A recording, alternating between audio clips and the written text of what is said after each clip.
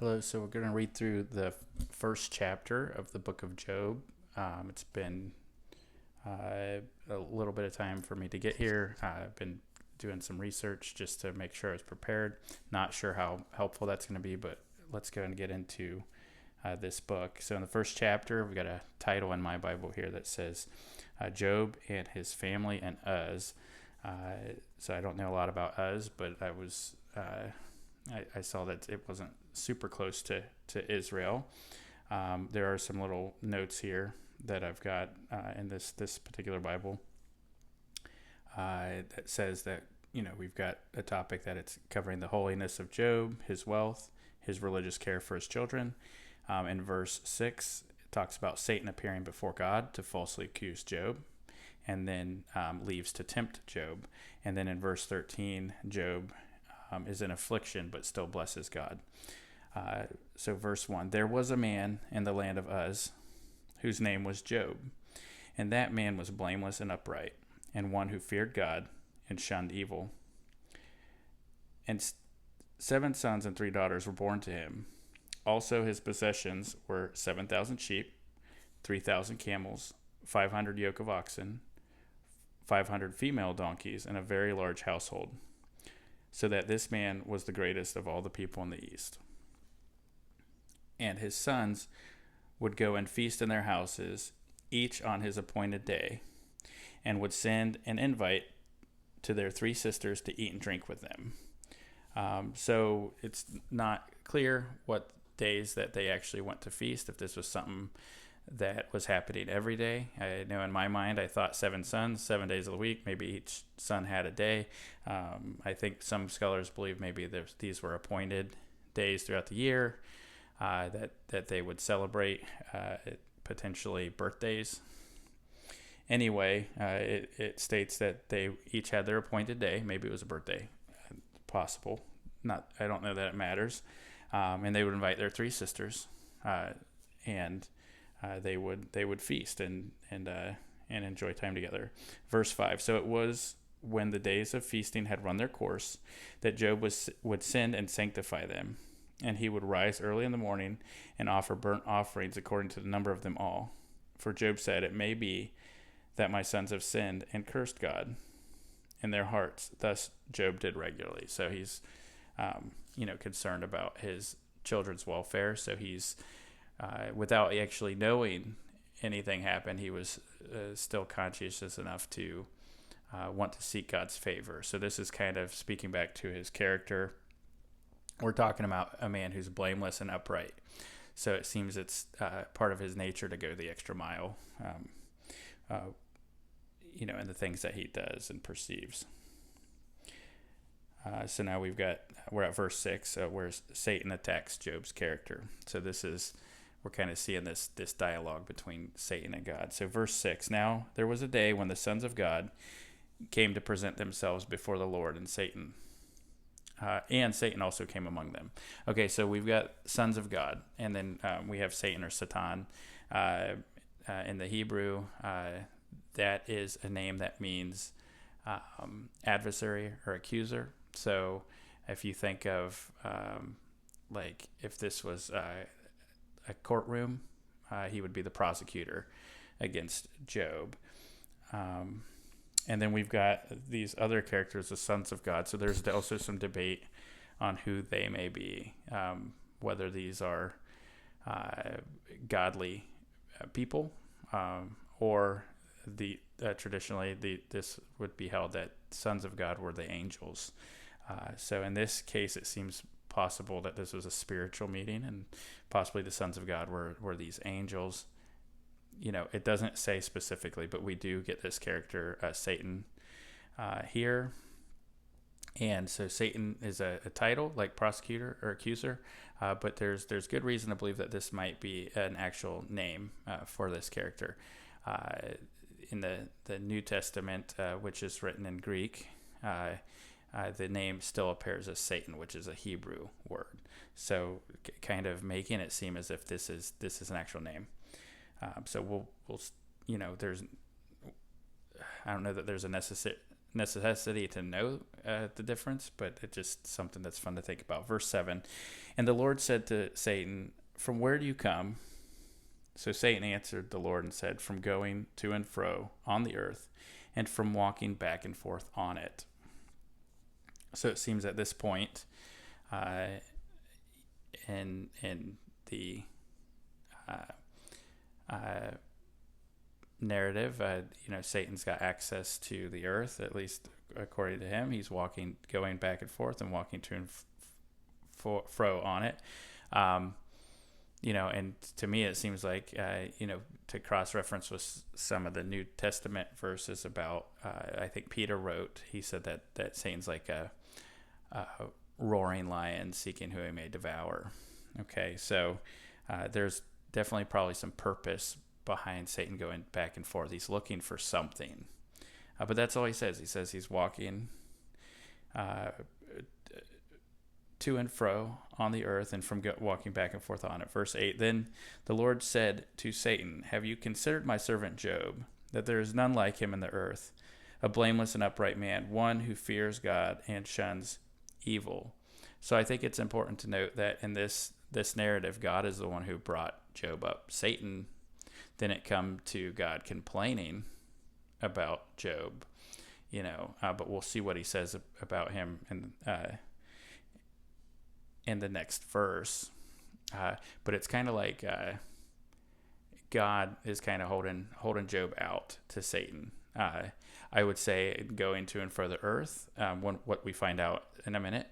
I'm thinking Satan's looking at people to mess with potentially, as far as we know about Satan's character.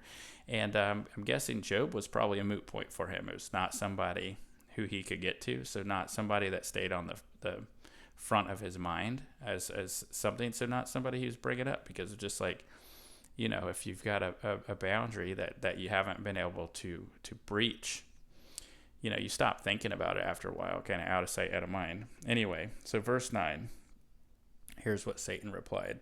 So Satan answered the Lord and said, does Job fear God for nothing? Verse 10, have you not made a hedge around him, around his household, and around all that he has on every side? You have blessed the work of his hands, and his possessions have increased in the land.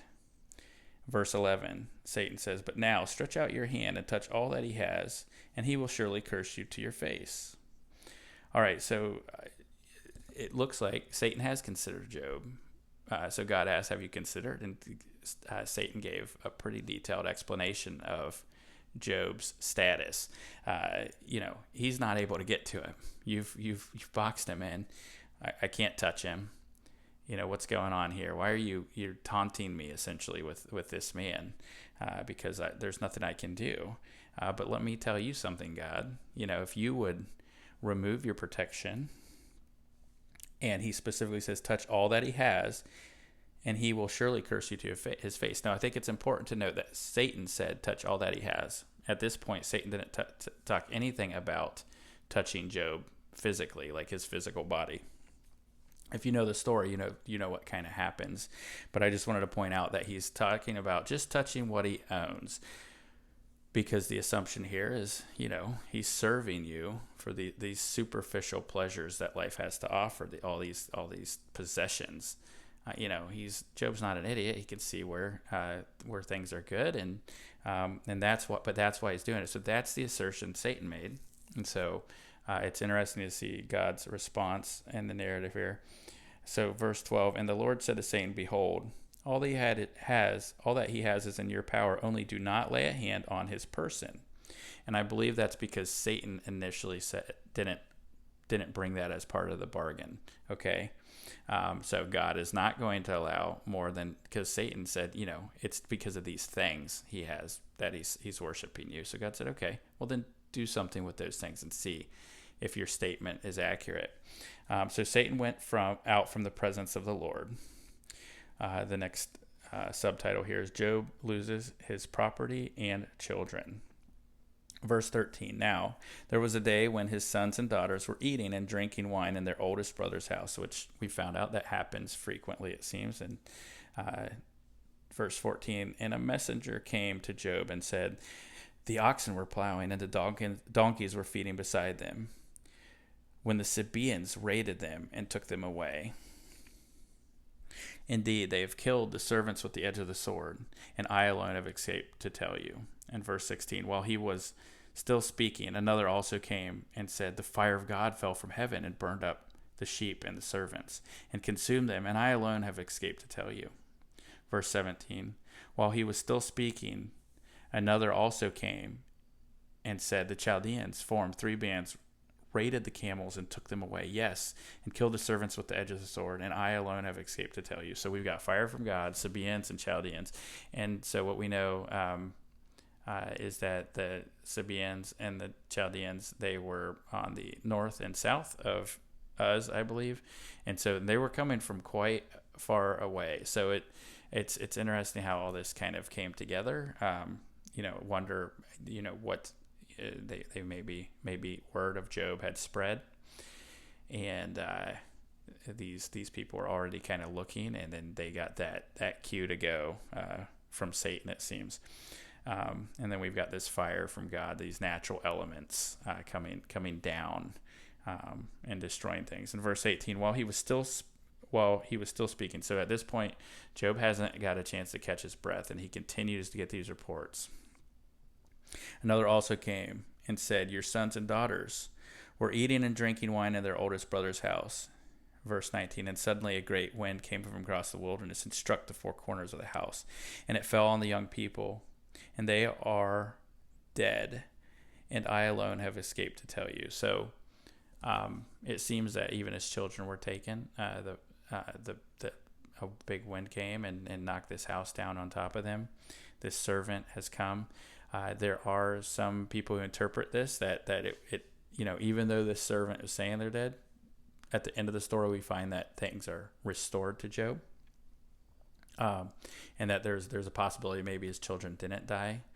I don't think that it clearly states that, but it's possible, I suppose, that this servant has come and maybe these children are okay, but they're trapped. It's hard to know. It doesn't confirm. The story doesn't really confirm, but we do see that this servant is pretty sure that they're dead, at least at this moment.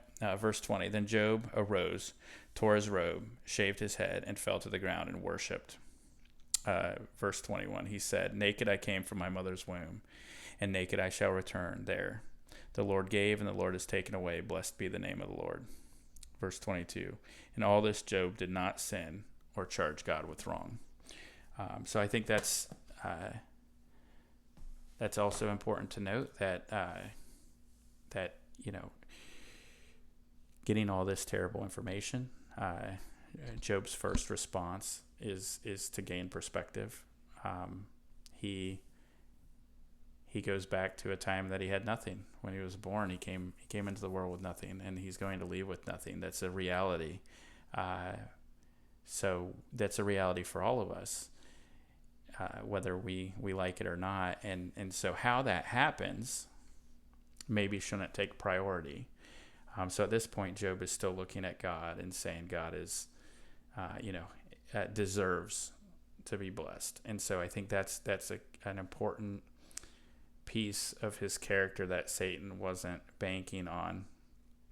Satan in the story is focused on the material objects, and I think there's probably good reason, because I think a lot of people do focus on the material of this life, and it's almost an indicator of how well we're doing, especially culturally today.